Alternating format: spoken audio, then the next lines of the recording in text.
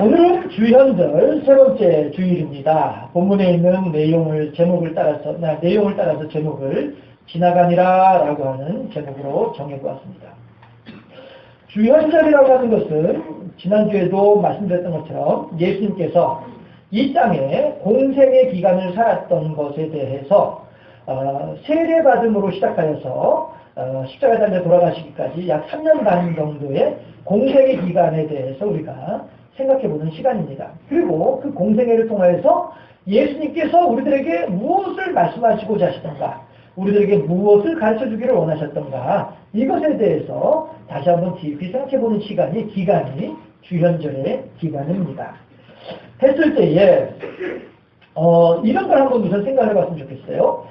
교사라고 하는 말 혹은 선생이라고 하는 말, 이 말들은 한자어로는 다른 말이겠죠. 교사하면은 가르치는 사람이 교사일 것이고, 선생이라면은 먼저 태어난 사람이 선생이죠. 예.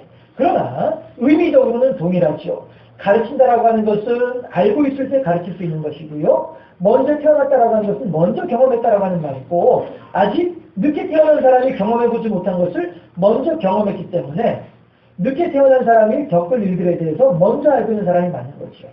그러니까 교사이든 선생이든 자기가 알고 있는 지식을 아직 모르고 있는 사람들에게 전달한다라고 하는 측면에서는 의미는 한자어는 다를지 몰라도 의미는 동일하다는 것입니다. 왜 이 말씀을 드리느냐 하면 예수님께서도요, 하늘의 일들에 대해서, 하나님의 말씀하심에 대해서, 하나님의 뜻하심에 대해서 먼저 알고 계신 분이거든요. 누구보다요? 우리들보다. 그래서 우리들에게 그것에 대해서 가르쳐주고자 하시는 분이 예수님이시다 하는 것입니다. 했을 때에 먼저 알고 있다, 선배다, 스승이다, 선생이다, 교사다, 우리들은 그랬을 때에 누구의 것을, 누구의 지식을, 누구의 경험을 나의 것으로 삼아야 할 것인가 하는 것이죠. 예를 들면 소매치기가 있어요. 소매치기는 나보다 먼저 소매치기를 했기 때문에 여러 가지 경험들을 많이 가지고 있어요. 그러면 우리가 무조건 선생의 말을 잘 들어야 되니까 소매치기 기술도 우리가 열심히 배워야 될까요? 그건 아니라는 것이죠. 그러나 말씀드렸던 것처럼 우리들에게 생명의 말씀을 전해주고자 하시는 예수님의 가르침이라고 한다면 우리들은 이 세상의 그 어떤 것보다도 집중하고 이 세상의 그 어떤 것보다도 경청하여서 예수님의 말씀하심이, 예수님의 가르침이 어떠한지를 우리가 생각할 수 있어야 되겠다 하는 것입니다. 여호수아 24장에서 이제 가나안 땅에 대한 정복 전쟁을 어느 정도 이제 마무리하고, 여호수아도 이제 나이가 많아 늙어지고 이제 이른바 우리말로 하면 이제 현역에서 은퇴할 때쯤 되어져 가지고, 그때 이제 여호수아가 백성들을 향해서 무엇이라고 질문을 하느냐 하면, 여러분들이요 어찌할 것인가? 우리가 강 저편에서, 요단강 저편에서, 광야에서 성막을 세우던 신앙인들 있죠. 광야에서 섬기던 하나님을 섬길 것인가? 아니면 강 이편에 블레셋과 히위와 여부스와 등등 가나안 7 족속들이 살고 있던 이 땅, 강 이편에 살고 있던 이 사람들이 섬기던 신을 섬길 것인가? 너희들이 선택하라. 이렇게 여호수아가 질문을 합니다. 그때에 백성들이 여호수아에게 하는 말이 이 말이에요. 여러분들 혹시 보이실런지 모르겠습니다만은 빨간 글씨로 되어 있는 게 뭐예요? 청종하리이다. 백성들이 여호수아를 향해서 대답하기를 우리가 오직 하나님의 말씀에 대하여 청종하겠다. 청종한다는 말이 뭐예요? 귀담아 듣고 온전히 따르겠습니다. 이거잖아요. 지금 이스라엘 백성들은 여호수아를 향해서 우리가 광야에서 배웠던 하나님, 또 이 가나안 땅에서 경험했던 하나님, 그 하나님께서 당신께서 우리들에게 보여주셨던 그 하나님, 그 하나님의 말씀하심, 그 하나님의 뜻하심에 대해서 우리가 청종하겠나이다. 하나님의 사랑하신 장사교회 성도 여러분들이요, 우리 모두 또한 그렇게 오늘 예수님의 행하신 일들과 오늘 본문을 통해서 주시는 하나님의 말씀하심, 우리들 각자에게 주시는 하나님의 말씀하심에 귀를 기울이시고 그 하나님의 뜻하심에 청종할 수 있는 복된 하나님의 사람으로 세워줄 수 있기를 주님의 이름으로 축원합니다. 역사적으로요, 영토를 넓게 확장시켰던 그러한 사람들, 이른바 한 시대를 풍미했던 사람들은 여러 사람이 있을 수가 있습니다. 우선 여기에 이 사람은 여기는 이제 중국 땅이고요. 저 빨갛게 지금 표시되어 있는 저 부분이 지금 현재 중국의 수도 북경이에요. 그런데 왜 제가 이 지도를 여러분들에게 보여드리느냐 하면은 약 400년경에 390년, 380년도부터 410년 정도까지 활동했었던 광개토 대왕이라고 하는 사람이 있어요. 이 양반은 18살에 왕이 돼서 39살에 죽게 됩니다. 그러는데 중국의 당태종 때 쓴 진서라고 하는 역사책이 있습니다. 중국의 당태종이라고 한다면 중국 역사상 가장 문화적으로 융성했던 시기다라고 인정하는 시대가 당태종 시대이거든요. 그때의 그 발달한 문화를 기반으로 썼던 역사책이 진서라고 하는 역사책인데요. 예, 그 진서라고 하는 역사책에 어떤 내용이 있느냐 하면 404년도에 그러니까 광개토 대왕이 한참 팔팔한 젊은 혈기로 영토 확장의 전쟁을 펼치고 있을 그때를 이야기하는 것이죠. 이때에 고구려군이 광개토 대왕이 이끌고 있는 고구려군이 연나라에 지금 저 빨갛게 지금 표시되어 있는 저 위치가 북경이고 북경이 예전부터 전통적인 중국의 수도였었거든요. 연나라의 수도가 저 북경 인근을 중심으로 일어난 나라가 연나라였었단 말씀이에요. 그런데 그 연나라의 기록 가운데 보면은 404년도에 고구려군을 무엇이라고 표현을 하냐면은 도적이라고 표현을 해요. 도적이 고구려군이 쳐들어와서 100여 명을 살해했다. 이렇게 기록이 되어져 있어요. 네. 이러면 숫자는 아무래도 중국은 늘 중화 사상 가운데 역사를 기술하는 사람들이기 때문에 자기네들이 잘하는 일들은 막 높여 과장하고요. 자기네들의 창피한 일들은 축소시키는 것이 중화 사상의 기본 역사 서술의 입장입니다. 그렇게 자기들의 부끄러운 역사를 축소하면서도 불구하고 100명이 죽임을 당했다라고 표현을 해놓는 것은 이른바 정규 전투가 있었고 그 전투에 의해서 수도 서울까지 중국의 연나라의 수도까지도 침공을 당했다라고 하는 이 사실을 이야기하는 거죠. 실제로 다른 역사책에서는 연나라의 왕을 실제로 연나라를 정복해서 죽이는 일이 있거든요. 그렇게 하고 난 뒤에 전연이라고 하는데 연나라는 이제 멸망하고 없어지고 말게 됩니다. 그렇게 하고 난 뒤에 이제 후연이라고 해서 새롭게 연나라가 세워지는데 그 후연의 임금은 고구려의 신하였다라고 하는 그런 역사 기록도 있을 정도로. 물론 한두 가지 책에서 나오는 기록이기 때문에 그 기록이 정확하다라고는 이야기할 수는 없지만 분명한 것은 중국에 대한 한반도 고구려의 영향력이 그만큼 넓고 컸었다라고 하는 사실은 분명하다. 이것은 알 수 있겠다는 것입니다. 그런가 하면 또 하나, 이것은 알렉산더입니다. 광개토 대왕은 약 4세기에 활동하던 300년 말부터 400년 초에 활동하던 사람이 광개토 대왕이라고 한다면 도리어 주전 300년경에 활동하던 알렉산더라고 하는 사람이 있습니다.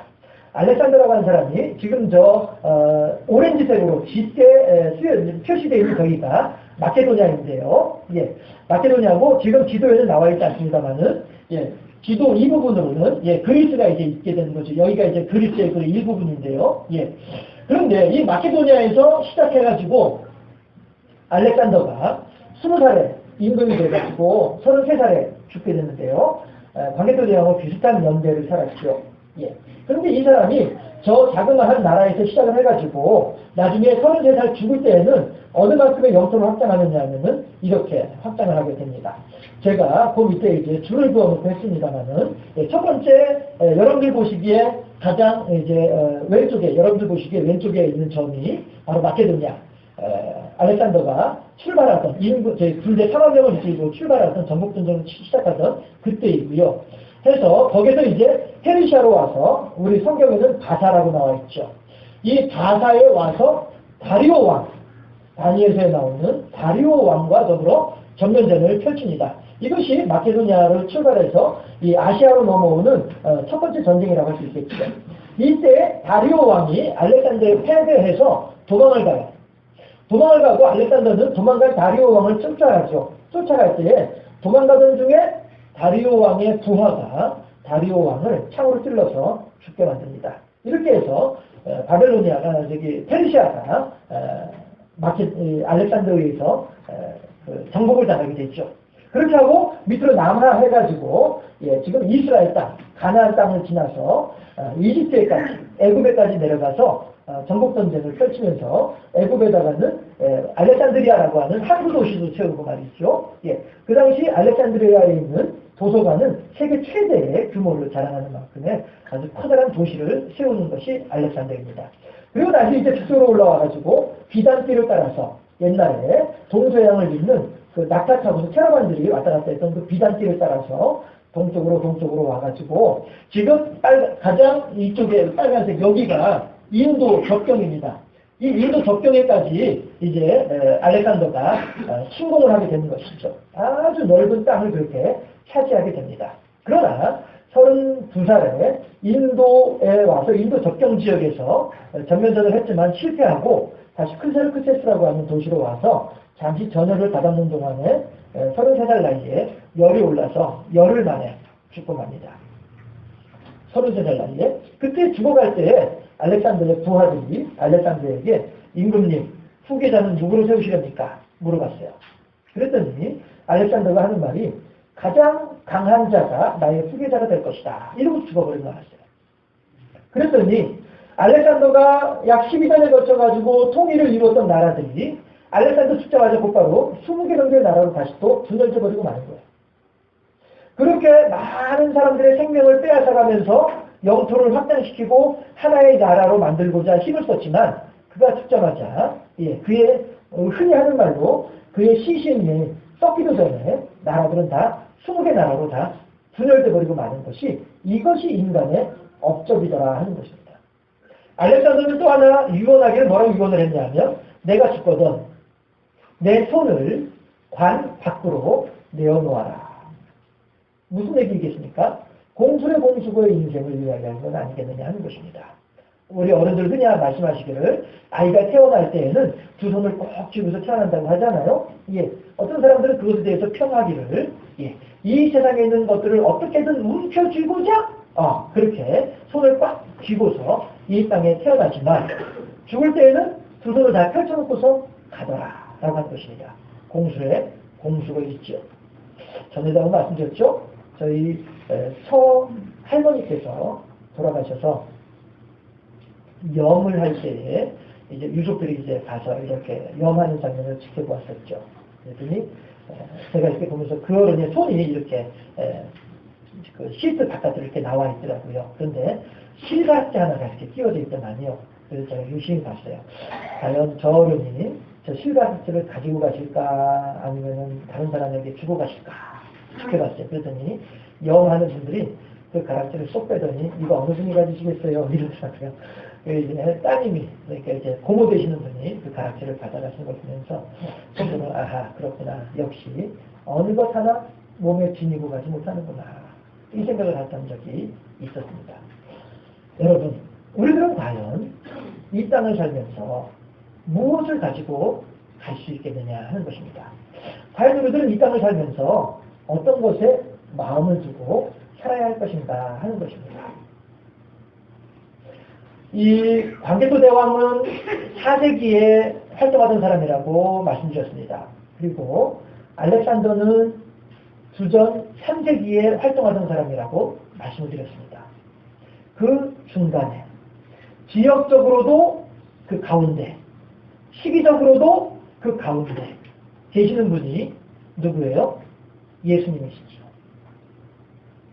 알렉산더도 광개토 대왕도 남의 생명을 위협하면서 때로는 남의 생명을 죽여가면서까지 나의 것으로 만들고자 했던 사람들이 광개토고 알렉산더란 말이에요. 그러나 예수님은 이 세상 살면서 어느 누구의 생명 하나 빼앗지 아니하신 분이 예수님이시다는 것이죠. 도리어 당신의 생명이 위협을 받으면서도 불구하고 죽은 나사로를 살리기 위하여서 예루살렘 근처로 올라가시는 분이 당신의 목숨을 내어놓고서라도 한 사람이라도 많은 사람들을 살려내고자 했던 분이 예수님이었다는 것이에요. 알렉산더나 방개도 대왕은 누군가의 생명을 빼앗아서 그 사람의 것을 내 것으로 만들고자 했지만 도리어 예수님께서는 분명히 지금 이 가룟 유다가 잠시 후면 나를 배신하고 나를 배반할 것에 대해서 알면서도 불구하고 예수님께서는 그 가룟 유다조차도 발을 씻겨주셨으며 예수님께서는 그 가룟 유다에게조차도 떡과 포도주를 나눠주신 분이 예수님이시다는 거예요. 자기의 시간이 얼마 남지 아니한 것을 알고 자기의 제자들을 사랑하시되 끝까지 사랑하시니라. 이 끝까지 사랑하시니라 이 말씀을 하실 때 그 자리에는 가룟 유다도 같이 있었더라라고 하는 거예요. 어떤 사람들은 나의 명예를 위해서, 어떤 사람들은 나의 욕심을 위해서, 어떤 사람들은 나의 만족을 위해서 남들이야 어찌되어지든 신경도 안 쓰고 마음에도 두지도 아니하는 이 시대의 알렉산더요, 이 시대의 방개도 대왕과도 같은 그런 삶을 살아가는 사람들이 우리들 주변에는 있습니다만 여러분, 지금 과연 방개도 대왕의 업적이 오늘날 우리들에게 어떠한 영향력을 끼치고 있습니까? 알렉산더의 그 찬란했던 기록들이 오늘날 우리들에게 어떠한 일들을 만들어주고 있습니까? 그러나 어느 누구의 생명도 해하지 아니하였고 어느 누구의 동정 한 입조차도 빼앗지 아니하였던 예수님께서는 오늘날 우리들의 삶에 어떠한 영향력을 끼치고 있겠습니까? 물론 어떤 분들은 그렇게도 이야기할 수 있겠죠. 예, 알렉산더가 동서양의 문화를 융합함으로써 그것을 기반으로 예수님이 존재할 수 있었지 않았느냐, 헬레니즘의 기반 위에 기독교가 형성될 수 있지 않았겠느냐, 뭐 이렇게 주장하는 분들도 있을 수 있겠습니다만은 그 말도 전혀 틀린 말은 아니겠습니다만 구슬이 서말이라도 꿰어야 보석이라고 하는 말이 있는 것처럼 예수님께서 그 모든 것들을 융합하여서 하나의 것으로 만들어내신 분이 예수님이다라고 할 때에 결국에는 그들이 끼친 영향력과 예수님께서 오늘도 우리들의 삶 가운데 끼치고 있는 영향력이라고 하는 것은 비교할 것이 없다라고 하는 사실이죠. 예수님께서는 철저하게 마지막까지 당신의 것들을 포기하고 내려놓고 남겨두지 아니하셨던 예수님이신 것을 우리들은 다시 한 번 더 생각해 볼 수 있는데, 사람이 이 땅에 살면서 마지막 갈 때에 누구나 반드시 가지게끔 되어져 있는 수위조차도 예수님께서는 병사들에게 나누어 주어서 네깃으로 찢어서 나누어 가지도록 만드시고요. 당신의 무덤조차도 당신의 것이가 아니고 아리마대 요셉의 것을 사흘 동안 빌려 쓰신 분이 예수님이었습니다. 그럼에도 불구하고 마지막까지 당신의 마음 가운데 남아있는 한 사람, 어머니, 예수님의 모친 마리아. 그 마리아조차도 십자가상에서 사도 요한에게 맡김으로써 이제부터는 네 어머니다. 사도 요한은 그 말을 듣는 즉시로 마리아를 자기의 집에 모시고서 극진히 섬겼더라. 성경에서는 기록하고 있습니다. 이렇듯 이 세상의 어떠한 것에 대해서도 창념하지 아니하시고 이 세상의 어떠한 것에 대해서도 마음 쓰지 아니하시고 다 나누어 주시고 다 베풀어 주시고 다 내려놓고 가셨던 분이 예수님이시다는 겁니다. 오늘 본문에서도 31절에서 무엇이라고 얘기를 하고 있습니까? 다 지나감이니라. 이 세상에 있는 모든 것들은 다 지나감이니라 라고 우리들에게 증언하고 있다는 것입니다. 그러면서 또 29절에서 뭐라고 하냐면은 그때가 단축되어졌으니 라고 얘기합니다. 그때가 어느 때입니까? 예수님께서 한번 오셨다가 올라가신 예수님께서 다시 오시와 약속을 하시고 다시 오실 때에는 철장의 권세를 가지고 이 땅을 심판하기 위해서 오신다라고 말씀하셨습니다. 예수께서 다시 오서 이 땅을 심판하신 그때에는 이 세상의 마지막 날이 될 것이고, 예수께서 심판하신 이 날은 안 믿는 자와 믿는 자가 양과 염소가 구별되어지듯이, 우편과 좌편이 구별되어지듯이 그렇게 판가름 나는 날이다라고 하는 것입니다. 그 영광의 날을 다가오게, 그 영광의 날, 예수께서 다시 오시는 그 날이 오늘 고린도전서에서 사도 바울은 뭐라고 하냐면은 단축되어졌다라고 얘기를 하는 거예요. 어떻게 단축이 되어졌습니까? 적어도 창세기 1장에서 하나님께서 천지를 창조하시던 그때보다는 계시록 22장에서 하나님께서 이 땅을 마무리하시는 그때가 오늘을 살아가는 우리들이 창세기 1장 시대보다는 오늘이 더욱더 가까워져 있다는 것입니다. 오늘 아침에 중고등부에서 예배 설교를 하면서 그들이 무엇이라고 얘기했냐면은, 여러분들이 100세를 산다고 쳤을 때에 여러분들이 죽을 날이 적어도 15년만큼은 줄어들었다라고 하는 뜻이다. 이 땅의 마지막 날이 적어도 그만큼은 줄어들었다라고 하는 뜻이고, 적어도 그만큼 그 마지막 날에 가까워졌다라고 하는 뜻이 된다. 우리들 또한 마찬가지 아니겠습니까? 이 자리에 계신 우리들 가운데, 여러분들 가운데 저를 포함해서 우리 모두가 100년 후에도 이 자리에 앉아있을 분들이 누가 있겠느냐 하는 것이에요. 그만큼 우리들의 때는 단축되어져 있고 우리들의 때는 가까워져 있다는 것이죠.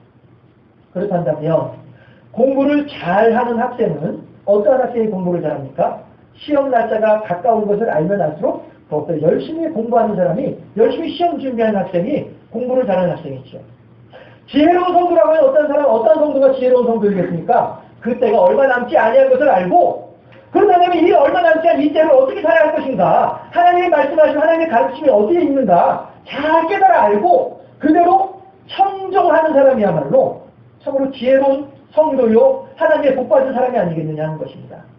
했을 때에 오늘 본문 고린도서 7장에서는 우리들에게 무엇을 가르쳐주고 있습니까? 방개토 대왕과 알렉산더를 바라보아라. 그리고 예수님의 삶을 되짚어보아라 라고 한 것입니다. 있는 자는 없는 자 같이 하고 없는 자는 있는 자 같이 하며 가진 자는 없는 자 같이 사랑하라고 하면서 이 세상에 있는 것들은 다 지나간다라고 우리들에게 가르쳐주고 있습니다. 우리가 맞닥뜨리고 있는 이 현실 가운데에서 우리들이 어떻게 살아가야 할 것인가? 2000여 년 전 이 사도의 외침이 우리들의 마음속에는 지금 어떻게 들려지고 있습니까?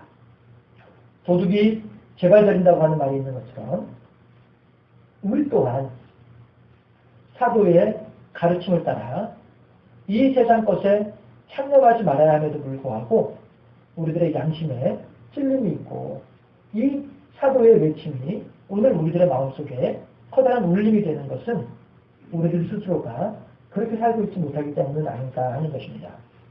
성경에서는 이미 오래전부터 세상에 창념하던 어리석은 사람들의 모습을 우리들에게 가르쳐주고 있습니다.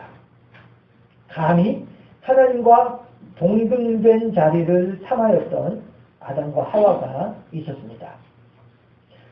온갖 죄악으로 인하여 하나님의 심판을 받아 멸망하고 있는 소돔과 고모라를 바라보며 미련을 버리지 못하였던 롯의 아내가 있었습니다.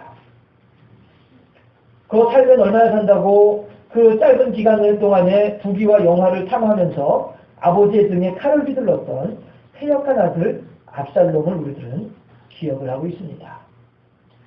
우리들은 그렇다고 한다면 오늘 무엇에 창념하며 우리들은 그렇다면 오늘 무엇을 위하여 힘을 쓰고 애쓰고 노력을 하고 있느냐 하는 것입니다. 우리가 맞닥뜨리고 있는 이 세상은 분명히 우리들에게 보다 쉬운 길이 있고 보다 편한 길이 있고 보다 넓은 길이 있다라고 가르쳐주고 있습니다. 그저 물에 물 탄 듯 술에 술 탄 듯 세상 사람들 다 하는 일이니까 나도 그냥 같이 나 혼자 모난 돌이 먼저 정에 맞는다고 그냥 같이 그냥 어울렁더울렁 하는 사람은 돼. 그게 편한 길이야. 라고 우리들에게 세상은 말해주고 있습니다만 남들보다 많은 것을 가지고 높은 자리에 오르며 남들보다 많은 존경을 받는 것이 성공한 인생인 것처럼 그렇게 생각하도록 마귀사단은 미혹하고 있지만 말입니다. 다윗이 하나님을 향한 열심의 마음을 가지고 하나님이시여 제가 하나님께 전을 지어 바치겠나이다. 성전을 지어 바치겠나이다. 라고 할 때에 하나님께서 다윗에게 무엇이라고 말씀하십니까? 너의 손에 피가 너무 많이 묻혀 있어서 너는 자격 상실이다. 대신에 너의 아들을 통하여서는 내가 너의 간절한 소망을 따라서 전을 내가 받도록 하라. 약속하신 분이 하나님이시다는 것입니다. 여러분, 우리들은요, 성공한 인생에 대한 표본으로 다윗을 이야기하기를 좋아하고 있습니다만은, 우리가 다윗이 성공한 인생이다라고 이야기를 할 때에는요, 그가 넓은 땅을 차지했기 때문에, 그가 누가 갖지 못했던 부귀와 영화를 누렸기 때문에, 그래서 다윗이 성공한 인생이라고 이야기한 사람은 있어서는 안 됩니다. 그러한 관점으로 보자면요, 다윗은 하나님의 죄인이거든요. 그의 손에 너무 많은 피를 묻혔기 때문에. 그렇기 때문에 하나님의 성전을 지어바칠 수 없다고 말씀하신 분이 하나님이시란 말이에요. 그러면 우리가 무엇 때문에 다윗을 성공한 인생이라고 이야기할 수 있는가? 다윗은 하나님을 향한 신앙이 누구보다도 훌륭했던 사람이었기 때문에 그래서 성공한 인생이 되어지는 것입니다. 다윗이 남들보다 많이 가진 성공한 인생이 아니고요. 다윗이 남들보다 많은 땅을 차지했기 때문에 성공한 인생이 결코 아니라는 것입니다. 다윗은 그 많은 환란과 역경 속에서, 다윗은 그 많은 전쟁의 참화 속에서, 다윗은 그 모든 비참한 현장 속에서 하나님의 도우심을 발견하라 했고 하나님을 향한 신앙을 키워나갔던 사람이란 말이에요. 무엇보다도 여호와 제일주의 신앙으로 점점 그의 신앙이 다져졌던 사람이기 때문에 그래서 다윗이 훌륭한 사람으로 인정받고 있는 것이지, 다윗이 성공한 인생이라고 이야기되어지는 것이지, 다윗이 누구도 이루지 못했던 넓은 땅을 차지했기 때문에 다윗을 훌륭한 인생이 성공한 인생이라고 이야기하는 것은 아니다라고 하는 사실입니다. 만약에 그 말이 사실이라고 한다면 하나님께서는 네 손에 피가 너무 많다라고 하는 말씀을 뭐하러 하시겠느냐 하는 거예요. 우리가 생각하는 성공적인 인생의 기준이란 공수의 공수거 인생인 것을 깨달아 알고 오직 하나님의 말씀하심에 순종해야만 하겠다 하는 것입니다. 전도서 12장 1절과 2절 말씀입니다. 너는 이제 청년의 때에 곧 곤고한 날이 이르기 전에 내게 아무런 낙이 없다고 해가 오기 전에 창조주 여호와를 기억하라. 이렇게 우리들에게 권면하고 있는 것이 전도서 말씀이고 솔로몬의 말이다, 가르침이다라고 하는 것입니다. 우리들은 오직 여호와 제일주의 신앙으로 살아야만 할 것이고 우리들은 오직 하나님의 말씀대로 살아야만 하겠다 하는 것입니다. 마찬가지로 전도서 12장에 13절에 보게 되면 일의 결국을 다 들었으니 너희들은 하나님의 말씀을 청종하고 그의 말씀을 따라서 행하도록 하라. 이것이 사람의 본분이다라고 우리들에게 가르치고 있습니다. 여러분, 올 한 해 어떻게 사시겠습니까? 올 한 해 무엇을 소망하며 사시겠습니까? 여러분들의 마음속에는 어떠한 역동이 있습니까?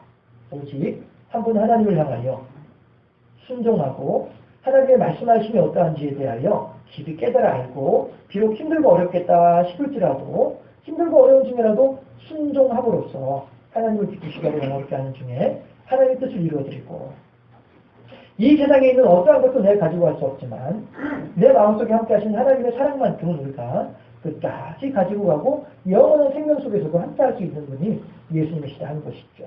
오늘 아침에 새벽에 계시록 1장이 바로 그 내용이었잖아요. 하나님을 우리들의 마음에 새기고 하나님의 말씀하심에 청정하는 누구보다 복되고 아름다운 삶을 살아가는 우리 모두가 되어질 수 있기를 주님의 이름으로 축원합니다. 기도하겠습니다.